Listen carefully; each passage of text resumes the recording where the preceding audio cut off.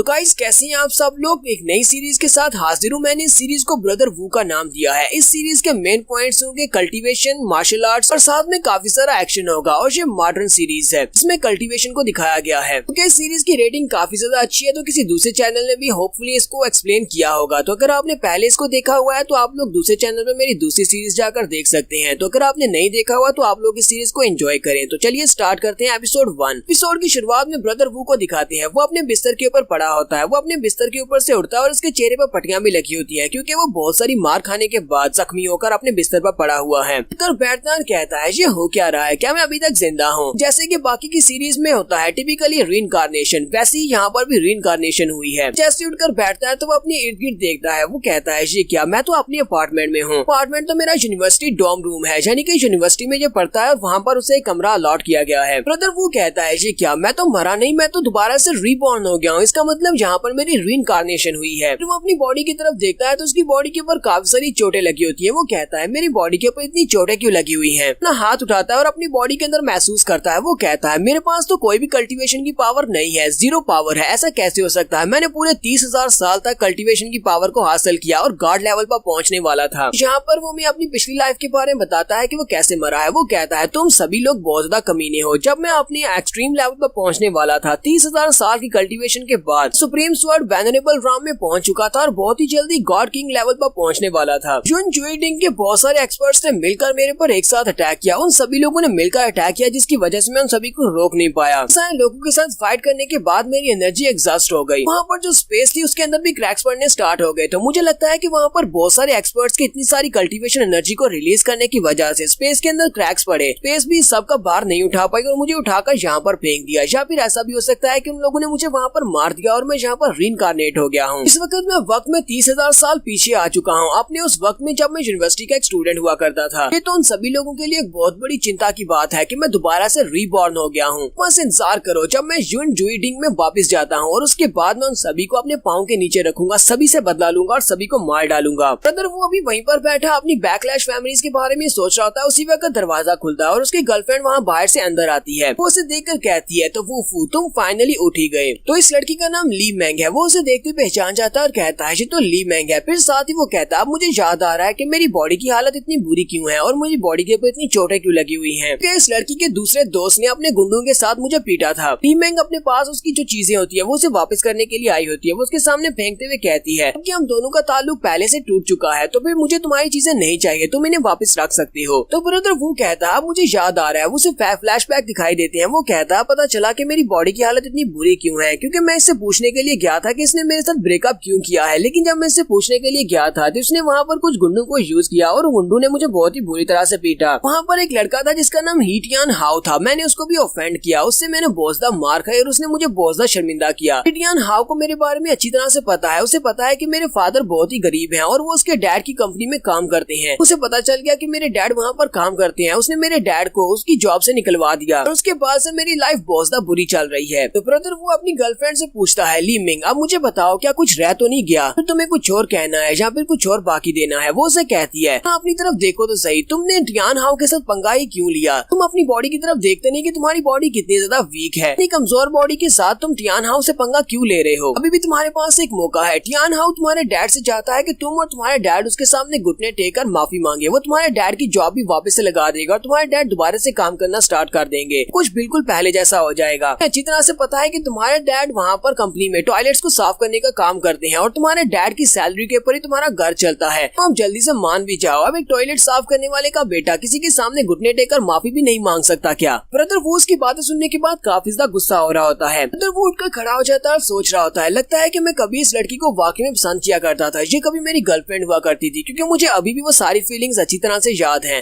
तो ब्रदर वो ली मैंग से कहता है जाकर अपने टियान हाउ को बता देना कि मर्द किसी के सामने अपने घुटने नहीं टेकते हो, ना ही मैं और मेरे फादर तुम्हारे उस टियान हाउ के सामने अपने घुटने टेककर माफी मांगेंगे। मैंग उसे कहती है तुम अभी भी यहाँ पर टफ बनने की कोशिश कर रहे हो, क्या तुम लास्ट टाइम वाली बार भूल चुके हो। ब्रदर वो उसे कहता है जाकर अपने टियान हाउ को इस बारे में बता देना कि जब भी उसका मूड हो मुझसे फाइट करने का तो मेरे पास चला आए, मैं उससे फाइट जरूर करूंगा। ली मैंग उसे कहती है मैं तो यहाँ पर बस तुम्हें वार्निंग देने के लिए आई थी अपनी पास्ट फीलिंग्स को देखते हुए, क्योंकि हम दोनों में कोई ना कोई ताल्लुक तो था। लगता है कि तुम्हें यहाँ पर हीरो बनने का शौक है, ठीक है मरो फिर। और दरवाजा बंद करके वहाँ से चली जाती है। वो कहता है लगता है कि पहले मुझे अपनी इंजरीज को हील करना होगा। होगा, क्योंकि लास्ट टाइम की मार्क इंजरीज मेरी बॉडी के ऊपर अभी भी हैं। के बाद मुझे अपनी कल्टीवेशन को रिकवर करना होगा, उसी के बाद मैं उनसे मिलने के लिए जा सकता हूँ, क्योंकि फिलहाल तो मेरी बॉडी बहुत ज्यादा वीक है। वहीं पर अपने बिस्तर पर बैठ जाता है और कहता है ये तो अच्छी बात है कि 30,000 की कल्टीवेशन वाली लाइफ से सारी कल्टीवेशन टेक्निक्स मेरे पास है, वो मुझे याद है। तो वो कहता है तो फिलहाल के लिए सबसे ज्यादा अच्छी टेक्निक तो मेरे लिए यही रहेगी, 9 हेल्स की रिफाइनमेंट आर्ट। इसकी मदद से मैं की रिफाइनमेंट स्टेज को आसानी से हासिल कर पाऊंगा। ब्रदर वो वहीं पर बैठकर कल्टीवेशन को स्टार्ट करता है। वो कहता है अपनी उस नई टेक्निक की मदद से मैं बहुत ही जल्दी की रिफाइनमेंट स्टेज पर पहुंच जाऊंगा, जो कि की रिफाइनमेंट की सबसे पहली स्टेज है। ब्रदर वो कहता है जब हम लोग कल्टीवेट करते हैं तो हमारी इंजरीज बहुत ही तेजी के साथ हील होती है। जब वो कल्टीवेट करना स्टार्ट करता है तो उसकी बॉडी के अंदर से की पावर निकलती है और इसी के साथ ही उसके सर के ऊपर एक तलवार निकलती है। हमारा जो की पावर है वो स्वर्ड टाइप की पावर है। ब्रदर वो इसे देखकर काफी ज्यादा खुश होता है, क्योंकि ये उसकी अपनी तलवार है। वो कहता है ये तो मेरी स्टार स्वर्ड है। ब्रदर वो कहता है लेकिन ये वाली स्टार स्वर्ड ये की रिफाइनमेंट स्टेज के ऊपर तो मेरे पास नहीं होनी चाहिए थी। लगता है कि पास मेमोरीज से ये वाली स्वर्ड अभी तक मेरे पास है, या फिर मेरी कल्टीवेशन बेस बहुत ज्यादा पावरफुल है। अगर किसी दूसरे कल्टीवेटर ने इसको देख लिया तो मेरे लिए काफी बड़ी मुसीबत हो जाएगी।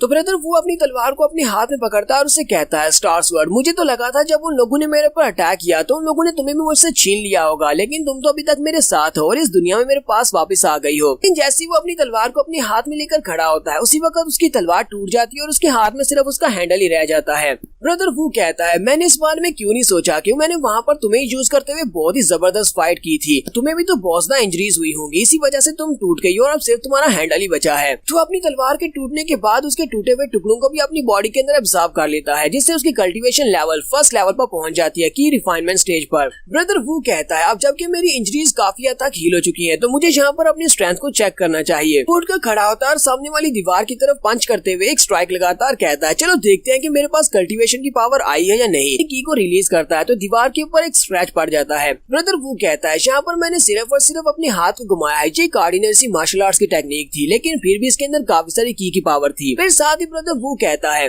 को लगता है कि मैं और मेरे डैड उसके सामने अपने घुटने टेकर उससे माफी मांगेंगे। मैं तो बस इंतजार कर रहा हूँ कि कोई मुझसे माफी मंगवा कर दिखाए। नेक्स्ट सीन गार्डन का दिखाया जाता है। वो अपने रूम से बाहर निकलता है और एक पेड़ की डाली के ऊपर जाकर बैठ जाता है। वो वहीं पर बैठकर भी कल्टीवेट कर रहा होता है ताकि वो नेचर की प्योर की पावर को बॉडी में एब्जॉर्ब करके अपनी कल्टीवेशन को बढ़ा सके। फिलहाल के लिए तो इसके लिए ज्यादा जरूरी यही है कि वो अपनी कल्टीवेशन को बढ़ाता जाए। वो वहीं पर बैठे बैठे अपनी कल्टीवेशन को बढ़ा रहा होता है। उसे वहाँ से काफी सारी स्पिरिचुअल एनर्जी भी मिलती है। ब्रदर वो कहता है हालांकि अर्थ के ऊपर जो की पावर है ये काफी ज्यादा कम है, लेकिन फिर भी की रिफाइनमेंट स्टेज तक पहुंचने के लिए इतनी ज्यादा पावर काफी रहेगी। इतनी एनर्जी के साथ मैं फर्स्ट लेवल को अचीव कर सकता हूं, लेकिन यहाँ पर की डेंसिटी बहुत ज्यादा कम है, वजह से मुझे नहीं लगता कि मैं सेकंड स्टेज को भी अचीव कर पाऊंगा। वहीं पर पेड़ के ऊपर ही बैठा होता है कि उसी वक्त उसे सामने से आवाज आती है। उसका एक मोटू दोस्त होता है, उसके सामने 3 गुंडे खड़े होते हैं। वो उनसे कहता है ब्रदर वो यहाँ पर नहीं है, सभी को गार्डन में लेकर आया होता है। वो उनसे कहता है ब्रदर वो को अक्सर इस गार्डन में आना बहुत ज्यादा पसंद है, इसी वजह से मैं तुम लोगों को यहाँ पर गार्डन में लेकर आया हूँ, लेकिन वो तो यहाँ पर भी नहीं है। तुम लोग उससे मिलने के लिए कल यहाँ पर आ जाना,